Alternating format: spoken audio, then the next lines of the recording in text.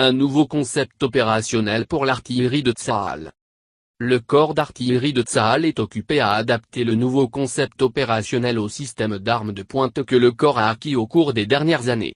Un tel mouvement peut produire un plus haut niveau d'efficacité sur le champ de bataille, a déclaré le chef du département de la doctrine de l'artillerie du corps d'artillerie de Tsahal dans une interview spéciale avec Israël Défense. Ce n'est pas tous les ans que Tsahal révise le concept opérationnel du corps d'artillerie de bout en bout. 2018 sera probablement l'année au cours de laquelle le nouveau concept opérationnel du corps d'artillerie est incorporé dans les exercices et les essais. L'objectif est d'adapter le concept opérationnel au système d'armes de pointe que le corps a acquis au cours des dernières années, notamment, des assemblages de canons améliorés, d'airpaves, drones ou véhicules aériens pilotés à distance, de nouveaux ordinateurs et systèmes informatiques et d'autres éléments, en plus du nouveau système de canon de calibre supérieur qui est dans les tuyaux. Le projet a démarré il y a 3 ans et s'apprête à subir son premier essai. Au cours de l'année 2017, nous avons travaillé dur pour intégrer les systèmes d'armes de pointe que nous avons dans le corps avec le nouveau concept opérationnel qui sait comment utiliser au mieux ces systèmes, explique le colonel Dubi Cohen, chef du département de la doctrine du corps d'artillerie de Tsahal, dans une interview avec Israël Défense. Une situation très intéressante est apparue dans l'armée israélienne, où les capacités des systèmes d'armes se sont améliorées, tandis que la philosophie concernant l'emploi des tirs d'artillerie est restée au stade antérieur. Une phase de grand écart est apparue. Une fusion de ces deux éléments peut apporter une amélioration de la précision des systèmes d'armes existants. Il s'agit d'améliorer la précision du tir que nous exécutons à 300-400 mètres au même niveau d'impact que celui exécuté à 50-100 mètres, et une telle adaptation peut produire un plus haut niveau d'efficacité sur le champ de bataille. La manière dont les solutions de tir sont calculées, les données balistiques vérifiées et les balances d'erreurs analysées, rééquilibrage, étaient à jour dans les années 1970. La doctrine de combat a évolué de façon discontinue. Le système de communication SHODECAM, les procédures de pause, les compteurs de vitesse initiale, la météorologie. Quand vous résumez tous ces sauts, cela constitue un changement majeur, mais aujourd'hui vous devez avoir une vision globale de toutes vos capacités, pas seulement de l'amélioration marginale correspondant à chaque sous-catégorie. Dans le cadre de cette activité, nous sommes en train d'améliorer les données de météorologie et nous voulons mesurer plus efficacement les données de température, de vent et de pression en temps réel. Avec le nouveau concept opérationnel, nous espérons parvenir à des profils où nous serons en mesure, sous certaines conditions, d'atteindre plus précisément la cible avec notre salve d'ouverture en utilisant les mêmes munitions, du point de vue des statistiques existantes. Ces munitions ne sont pas encore considérées comme des munitions de précision. Quand les obus guidés avec précision seront introduits, nous obtiendrons un CEP de plusieurs dizaines de mètres et nous ne pourrons jamais atteindre un degré de précision de quelques mètres à peine avec un tir d'artillerie. Chacun doit bien avoir ça en tête. Préparation au nouveau système de canon. Le colonel Cohen explique que les portées réduites ont une influence significative sur les espaces urbains et les espaces ouverts, car une meilleure précision signifie une augmentation de la létalité. Quand vous dispersez plus d'obus, votre létalité diminue considérablement, explique le colonel Cohen. L'idée est de contrôler l'exactitude du feu. Une fois que vous aurez atteint cette capacité, vous pourrez déterminer si vous souhaitez disperser vos obus, comme dans le cas d'une crête, derrière laquelle les groupes hostiles se dissimulent, par exemple, ou pour être précis. Nous voulons seulement nous assurer que nous frappons là où nous visons et non à 400 mètres de ce point. Dans l'espace urbain, la précision empêche ou réduit également les dommages collatéraux. Ce que nous avons ici est un processus de calcul totalement différent pour le système d'armes, des solutions de tir qui se réfèrent à toutes les données en une seule synthèse complexe, ce qui vous permet de passer d'un espace de tir à un autre sans entraîner de déviation. L'implication pratique est une amélioration des algorithmes dans l'ordinateur de tir et des exercices fréquents, le tout sous les lois physiques de l'enveloppe balistique, la part du lion de l'activité étant réalisée au sein de Tsahal. Des parties externes internationaux fournissent également des conseils pour l'amélioration du processus. L'un des catalyseurs du travail effectué au sein du corps d'artillerie, ces dernières années, est l'acquisition du nouveau système d'armes à feu. Tsahal a choisi le système de canon d'un calibre de 52, réalisé par Elbit Systems, et afin d'utiliser de manière optimale ses capacités, le concept opérationnel doit être révisé.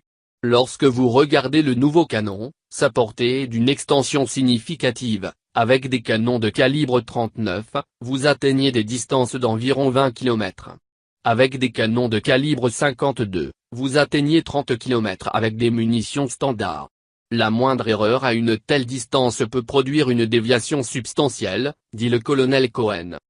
Nous voulons tirer le maximum de la nouvelle arme et nos recherches opérationnelles sont bloquées dans le passé. Au cours des 20 dernières années, nous avons corrigé presque toutes les déviations que nous avions traînées avec nous lors des guerres précédentes. Nous sommes passés à un système de navigation inertielle, et avons résolu les erreurs de pose et de positionnement. Dans la sphère des erreurs météorologiques, nous examinons des modèles globaux dotés d'une capacité de prévision. Aujourd'hui, nous avons des mesures qui sont à la traîne. Nous devons programmer toute cette sagesse acquise dans les ordinateurs de tir et entraîner les hommes. C'est le lien entre les systèmes d'armes et le concept opérationnel. Cet effort de recherche a eu lieu au cours des 3 dernières années. Nous avons mené une enquête mondiale et recueilli des connaissances de toutes les sources possibles et réduit les écarts. Dans certains cas, nous avons réalisé que Tsahal était plus avancé que les pays étrangers. Espace aérien de bas niveau doté de 2 couches de protection. L'amélioration de la doctrine du combat n'est qu'un volet d'un programme complet du corps d'artillerie qui comprend l'introduction d'obus de haute précision, de munitions perfectionnées, le remplacement des charges propulsives par des modules de tir et l'introduction de repaves à basse altitude, drones ou véhicules aériens pilotés à distance.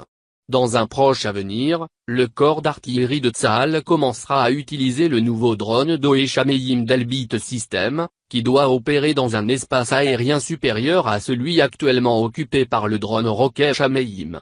Le drone Doé-Shamayim servira le commandant de la brigade tandis que le drone Rocket Shamayim servira le commandant du bataillon. Le drone Doé-Shamayim est un repave de brigade doté d'une longue endurance qui devrait révolutionner l'emploi des forces, explique le colonel Cohen. C'est un pas de plus vers le fonctionnement autonome des formations de brigade dans l'exécution de leur mission. Le principal avantage de cette UAV est sa taille qui lui permet de transporter une gamme diversifiée de charges utiles pour différentes missions de surveillance de zones persistantes. Cette plateforme devrait être capable de réaliser des missions telles que l'escorte, la collecte de renseignements, surveillance, l'acquisition de cibles, la désignation laser et autres.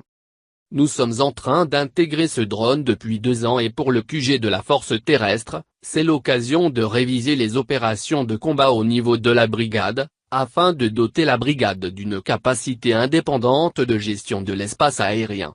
C'est un processus complexe, les brigades d'infanterie n'étaient pas destinées à opérer avec un espace aérien indépendant de bas niveau à protéger. Cela augmentera-t-il considérablement la parcelle de zone dont la brigade est responsable ? Pour le moment, non, il pourrait l'envisager à l'avenir et, en 2018, nous mènerons des essais approfondis avec le nouvel UAV, a déclaré le colonel Cohen. Une partie du changement relatif à l'indépendance aérienne des brigades et des bataillons de l'armée de terre de Tsahal implique un changement dans le rôle de l'officier de liaison de l'artillerie, afin qu'il puisse évoluer vers une fonction qui coordonne toutes les capacités, sur le terrain et dans les airs. La nouvelle fonction a été rebaptisée commandant de soutien du bataillon et des discussions sont actuellement en cours entre le QG de la force terrestre et l'IAF concernant la consolidation de la description du poste et du programme de formation pour développer la nouvelle fonction. Au niveau du bataillon, nous avons réalisé que l'ancienne fonction de l'officier de liaison d'artillerie, qui savait comment utiliser des mortiers, des fusils et des hélicoptères d'attaque, n'est plus pertinente, car Tsahal dispose de nombreux autres types d'armes.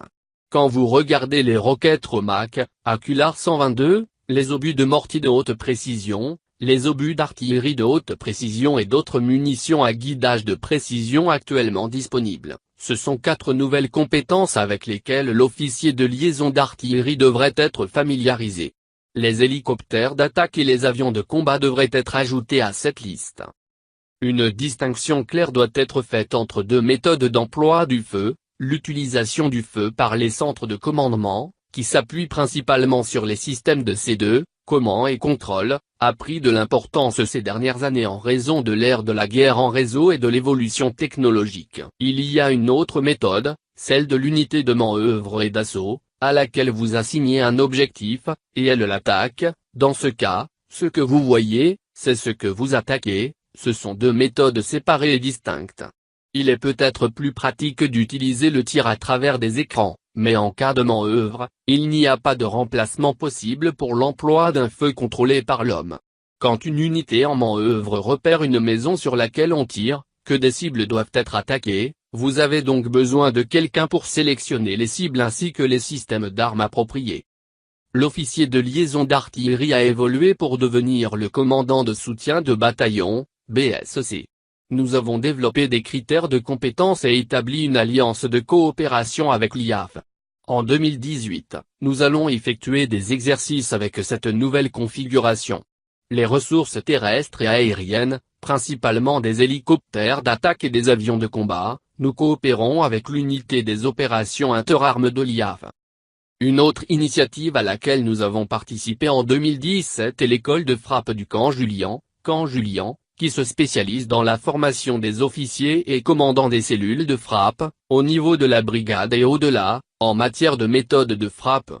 Ils doivent se familiariser à la politique d'emploi du feu du QG de Tsahal, avec toutes les capacités de feu et les atouts de Tsahal, avec les restrictions et la façon d'utiliser le feu correctement, avec les systèmes C2 de soutien et avec la collecte de renseignements et les systèmes d'incrimination-désignation de cibles ennemies, tout cela en utilisant des simulateurs. L'école est encore en cours de développement, et elle sera capable de former des centaines d'officiers chaque année. Il ne fait aucun doute que le corps d'artillerie de Tsahal, ainsi que le QG de la force terrestre de Tsahal, sont en train de reconstruire la réflexion opérationnelle pour cette activité. Une révolution ne se déroule, dans Tsahal, que toutes les quelques décennies, d'où la nature unique de ce processus. L'un des éléments de ce changement, qui n'a pas été abordé dans l'interview, est la révision à laquelle le QG de l'armée de terre de Tsahal s'intéresse, dans le sens des formations des forces opérationnelles de combat. Le colonel Cohen dit que les discussions à ce sujet ont seulement atteint un stade embryonnaire, il est donc encore trop tôt pour savoir quel changement l'armée de terre veut introduire, et comment le corps d'artillerie devrait s'y préparer.